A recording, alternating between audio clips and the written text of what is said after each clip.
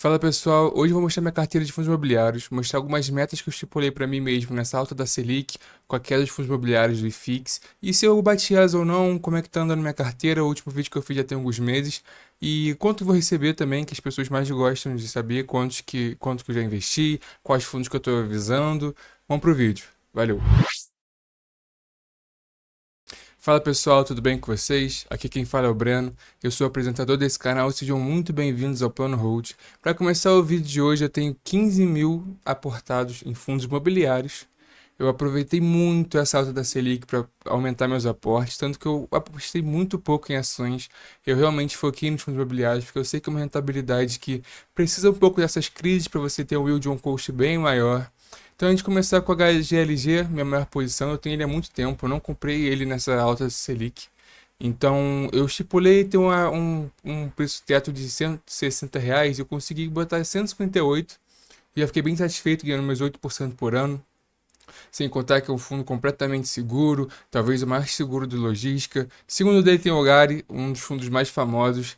Eu estipulei também conseguir pagar, ter um preço médio abaixo de R$ 9, eu consegui 8,74, muito possível para mim também, com yield on cost de 12% ao ano. Ele está sendo negociado com deságio de 8%, é um fundo híbrido. Logo após ele tem o LVBI, que é um fundo logístico também, do antigo VBI, que foi comprado pela Pátria. Está com um deságio de 19%, pagando seu yield on cost 10% ao ano. Eu queria deixar ele abaixo de R$ 100 também. HGBS 11 é um fundo de shopping. Também consegui bater minha meta de abaixar o preço médio abaixo de R$ 200. Eu consegui por 2 centavos, mas sim, eu consegui. Também sendo negociado com deságio 10%. É um fundo que eu estou com o yield on cost de 9,83%, perdão. XPML, outro fundo de shopping. Eu queria deixar ele abaixo de 100 e não consegui. Basicamente, eu estou no 0 a 0 com ele em questão de cotação, mas eu tenho esse fundo desde 2020. Eu tinha duas cotas dele, então ele já pagou muitos dividendos, deve ter pagado uns 20% de dividendo. Então, essa desvalorização das cotas não me preocupa. O ASR11, o fundo também híbrido, com um preço médio de R$ 105. Eu queria deixar ele abaixo de R$ 100 também, mas não consegui. Cheguei ao máximo que eu consegui também, que eu pude, com o yield on cost de 8,70%. Risa Terrax é um fundo que eu acho muito interessante por ser da parte de terras agrícolas. Eu particularmente acho a parte agrícola do Brasil muito importante para a economia e com certeza ser importante para o PIB brasileiro tem que ser importante para a carteira. Então eu acho que ele faz um papel que eu gosto muito, que eu sou muito a favor. Lembrando que ele não é um fiagro, tá? Ele compra terras imobiliárias, ele não cede crédito para produção em alta escala de sementes, etc. Com yield on cost de 2,88, muito alto por sinal. Sendo negociado com deságio também de 8%. Consegui bater a meta e chegar a R$ 90 por cota. O KNRI, que é um fundo que as pessoas chamam ele de um fundo de crise. O preço justo dele, para você ter noção, é de R$ 160. Eu comprei porque estava muito barato, sabe? Eu acho que nem uma gestora excelente, talvez a melhor do Brasil, tá? Principalmente na área de papel. A gente pode discutir se ela é melhor junto com a Pátria, mas é um fundo, cara, que ele não gera muita rentabilidade, sabe? Ele é muito estável. Ele é híbrido também, 50% logística, 50% em escritórios comerciais, mas a parte da rentabilidade ele perde até pro IFIX a longo prazo. Então eu aproveitei só para pegar um pouquinho dele e tentar antecipar um pouco os dividendos. Por que isso? Porque ele paga R$ 1 por mês. Então você concorda comigo que o preço justo dele é de R$ 160? Então ele vai valorizar ainda R$ 30 do meu preço médio, certo? Então a cada 1% que ele valorizar, é como se eu estivesse antecipando um mês, porque ele paga R$ 1 por mês.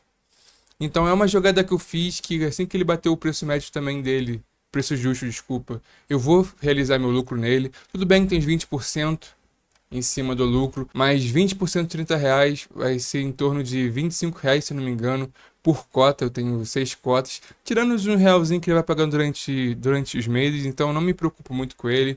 Depois dele tem o KCR11. KCR11 é o fundo de IPCA de papel da Quineia, atrelado a Acreditas. Ele é um fundo de IPCA, então ele não é muito badalado agora, justamente para os fundos de CDI serem os mais procurados, mas tem pagado seu yield on cost de 12,5%, também muito satisfeito. Eu consegui baixar um pouquinho ele, queria botar abaixo de 9, isso aqui já estou satisfeito, tá? Eu não tô querendo aportar mais em fundos imobiliários no momento. Então estou bem satisfeito com o resultado que eu obtive nele. Também não sei se vou manter na minha carteira. O MXRF11, eu sou mais um daqueles que entrou no conto que tem que ter o MXRF11, que é um fundo de troco. Não me satisfaz muito, tá? Eu acho que a XP só tem XPML mesmo. E olhe lá. Mas o MXRF11 tá aí, eu não vou mexer muito nele. Ele paga seus 11,5% de yield on cost. Meu preço deve estar uns 2% acima do preço justo nele, mas tá tudo bem também. Seguindo ele tem o HGRU, um fundo muito bom, talvez um dos melhores fundos híbrido que tem no mercado. O HGRU conseguiu preço médio de R$ 111, muito barato. Se eu não me engano, o preço justo dele é de R$ 125. É um fundo que ele tem uma política também que eu acho bem legal, que ele costuma pagar os 13º, que no final anualmente, realmente, de dezembro, ele tende a pagar um pouco a mais, dá um agrado aos cotistas. Tô com o yield on cost 10,6%, é um fundo que também você não tem nenhuma dor de cabeça com ele, a gestão é exemplar, os imóveis são de perfeita qualidade. Se quiser um vídeo sobre o HGRU, comenta aqui embaixo que eu vou ter o maior prazer do mundo em ler o relatório com vocês. Depois temos o Juro 11, que é da Sparta, um FII Infra. Também abaixo dos R$ 100 está ótimo. É muito difícil você ver um FII Infra negociando com deságio. Ele chegou a bater R$ 89, se eu não me engano. Mas eu não comprei porque ele estava nesse período de pagar metade. Ela também tem uma política que, quando o valor patrimonial está abaixo do justo, eles pagam um dividendo menor. Então, como estava nesse período, eu não queria perder tempo com os dividendos pela metade, sabe? Então, eu comecei a aportar em outros fundos imobiliários que com certeza não me arrependo de nenhuma forma. Como eu havia falado, eu aproveitei muito bem essa alta da Selic para fazer minha carteira de fundos imobiliários que eu comecei em junho. Depois o KNSC. KNSC também eu consegui um preço muito barato. Consegui por R$ 8 em preço médio. Tô com o yield on cost de 13,29% ao ano, com uma valorização patrimonial da cota de 7,34%. Tem muito pouco com ele, mas foi o que eu consegui aportar na época. Seguindo dele tem um KNCR11, que é um fundo atrelado da CDI, muito procurado nesses momentos de alto Selic, como eu havia falado. Esses fundos vão ser os mais vistos porque eles são os fundos que mais vão pagar no momento. Ele chegou a bater R$ 98, se não me engano, mas nesse período eu não tinha mais dinheiro para aportar, porque eu tinha comprado tudo no Banco do Brasil, que também foi outro negociaço que eu fiz. Então não tinha mais valor para baixar meu preço médio, só que aos R$ 101 é um preço já mais justo do que nunca, sabe? Eu acho que, se não me engano, o valor patrimonial dele é de 101,5, sabe? Então tá bem abaixo, pagando seus 11,87% anualmente. Seguindo dele tem o VISC11, um fundo que eu já digo que assim que tive a oportunidade não vai fazer mais parte da minha carteira. Eu sei que é um fundo muito renomado, um dos fundos de shoppings com maior valor patrimonial, só que não, eu tô querendo deixar só o XPML e o HGBS11 como fundo de shoppings na minha carteira. Mas ele tá com seu yield on cost 9,12%. Eu queria deixar ele abaixo de R$ 100, só que obviamente eu nem aportei ele na crise nele. É um fundo que eu deixei meio que largado, confesso. Outro fundo é o Snag11, também é um fundo que é o Fiagro, que eu não pretendo ter na minha carteira também. Porque, pra ser sincero, eu tô mais focado em HGRU, em HGLG, LVBI. Eu quero uns fundos que eu não preciso muito dor de cabeça, sabe? E um Fiagro, cara, você tem que ter um sangue muito frio, porque todo Fiagro dá ruim alguma hora, sabe? Tudo bem que a Suno traz um discurso que o Snag 11 é o Fiagro mais seguro e o mais rentável da bolsa, que não deixa de ser verdade no momento, mas não impede de acontecer algum problema ao curto prazo e do mesmo jeito que aconteceu com o Rura 11, que é o último fundo que eu vou falar daqui pra frente. Mas o Snag 11, cara, eu tenho uma rentabilidade bem boa com ele, vou trazer depois no meu controle financeiro. Não, mas realmente não pretendo ter na minha carteira, vou alocar essa parte em outros fundos mais seguros, que tem uma rentabilidade muito boa também, mas eu tô com uma desvalorização de 4% só no Snag 11, com o yield on cost 12,41%, seguindo de uma 11 também, mesma coisa do VISC, queria deixar ele abaixo dos R$ 100, mas eu nem aportei nessa crise, é um fundo que eu já não quero ter na minha carteira, então eu deixei ele um pouco de lado. Eu tô com R$ 500 nele, com uma desvalorização de 8%, o yield on cost de quase 9%. E a última é a Rura 11, que é como também mesma coisa do Snag, não quero ter mais na minha carteira. Comprei ele quando ele estava tudo certo, ele deu problema. Sorte que eu só botei R$ 70 nele, senão minha dor de cabeça ia ser enorme.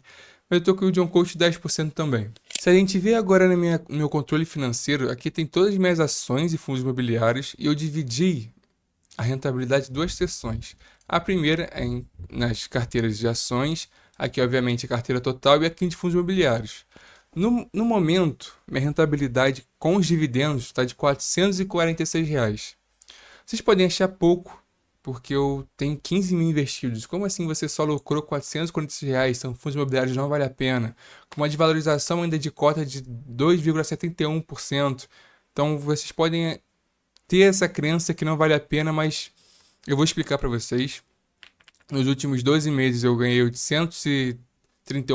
Meu yield on cost está só R$ 5,24. Mas isso tudo acontece porque eu montei minha carteira, como a gente pode ver aqui, em julho. E como eu comecei em julho, eu não comecei, obviamente, com R$ 15.000. Eu comecei, se não me engano, só com R$ 5.000. Aí, a partir de agosto, comecei a ganhar mais um cadinho a mais. Em setembro, não sei porque caiu, mas em outubro eu voltei a aportar, ganhei R$ 77. Isso mostra a bola de neve sendo aumentada, a bola de neve funcionando, toda aquela engrenagem que todo mundo fala é verdade. Depois foi para R$ 85, R$ 103. Olha o bom agora. R$ 122, sempre aumentando o aporte, que é o fundamental. Provavelmente nesses próximos meses, em abril, maio e junho, eu não pretendo aportar em fundos imobiliários, vou ser bem sincero, porque o mercado de ações também está muito atrativo brasileiro hoje. Justamente por alta da Selic, eu acho que a Small Cap tem um potencial muito bom, assim como o Banco do Brasil ainda vejo com potencial bom, a Petrobras, também Itaúsa. Então, se for para comparação com o fundo imobiliário, obviamente prefiro ação. Mas eu acho importante ter essa renda mensal para justamente você pegar um pouco e conseguir aumentar seu aporte mensalmente. As ações não pagam todo mês, sabe? Então, fundos imobiliários é uma coisa mais certa, mais feijão com arroz, que você sabe que quanto mais você pôr, mais você vai receber mês que vem. Então, eu acho que isso, por isso que cativa tantos brasileiros, sabe? Mas voltando aqui, em fevereiro eu ganhei R$ 126, em março, que foi um mês que eu aportei bastante também, em fevereiro no caso, eu já ganhei R$ 140 basicamente, e agora em abril eu tô para receber R$ 117, mas ainda falta os dividendos anunciados do XPML, do ALZR11 e do SNAG, tá? Então, quando chegar aqui, basicamente em julho, que a gente vai ter realmente meu yield on cost basicamente preciso, sabe? Obviamente, de julho de 24 para julho de 25, meu patrimônio aumentou muito na minha carteira de fundos imobiliários. Mas eu tenho certeza que esse yield on cost vai aumentar bastante. Justamente a gente está comparando o ano passado, mas 2 meses que eu não recebi ainda, sabe? Então essa comparação não é tão justa, então vocês podem achar olhando por aqui que não faz sentido investir em fundos imobiliários. Mas se a gente trazer aqui, na minha planilha certeira de fundos imobiliários, eu tenho exatamente rentabilidade em real. Por exemplo, no LZR11 eu perdi só R$ 11 nesses tempos. O Gari 11 eu estou com um lucro de R$ 53. E isso tudo porque está com uma cota bem baixa. Quando essa cota aumentar, esse lucro vai aumentar muito ainda, sabe? Aí, por exemplo, XPML eu estou com R$ 116. Eu tenho nem 10 anos com ele, já conseguiria comprar uma cota, entende? Mesma coisa aqui, ó, KNSC, que eu tenho na minha carteira há 3 meses só. KNSC já tô com um lucro de R$ 64, sabe? E aqui do lado eu fiz uma meta pra mim, que eu tenho que investir isso ou retirar. Então esse é o controlezinho que eu faço que me dá um norte, sabe, pra minha carteira. E eu tô bem animada com ela, pra ser bem sincero, eu acho que eu tô no caminho certo. Essas mudanças são bem comuns, vou ser sincero com vocês, porque vai mexendo, sabe? Quando você tá montando a carteira, você quer comprar tudo. Você quer participar de tudo. Você vê Fiagro, você acha, você começa a falar pra você, eu tenho que ter um Fiagro na minha carteira. Poxa, o Brasil, o PIB do Brasil faz parte do agronegócio. Mas quando você começa a ver os Fiagros dando problema, você começa a ter o pé atrás. E eu acho que carteira de fundos imobiliários, por ser algo que mais duro, sabe? Não é tão flexível, é mais denso eles. Você não consegue se desfazer muito fácil, você tem que pagar imposto no lucro, etc. Você tem que ter o máximo de segurança possível, conseguindo um seguro de um custo de 10% ao ano, de 9% ao ano. Com a crise da Selic que a gente teve, com o CDI, talvez esse yield on cost de alguns casos de a 11, 12 por ano, livre de imposto, para deixar bem claro. Mas como ele está nessa espécie mais rígida, eu acho que você tem que ter os fundos mais seguros possíveis. Então, os Fiagros, o MOL11, o VISC11 não vão fazer mais parte da minha carteira justamente para eu poder aportar sempre sem dor de cabeça, sem ter que ler o relatório e não saber o que que vai vir, sabe? Então o vídeo de hoje foi esse. Eu espero que vocês tenham gostado do vídeo. Dá um like, inscreve no canal. Qualquer comentário é muito importante pra mim. Eu tô começando agora, então qualquer apoio vai me dar muito mais força de fazer os vídeos. Eu tô voltando agora, eu tava um tempo fora por conta da faculdade, tô no meu último semestre da faculdade de economia. Então você já viu TCC, muitas provas, mas eu não parei com o canal. Então é isso. Valeu?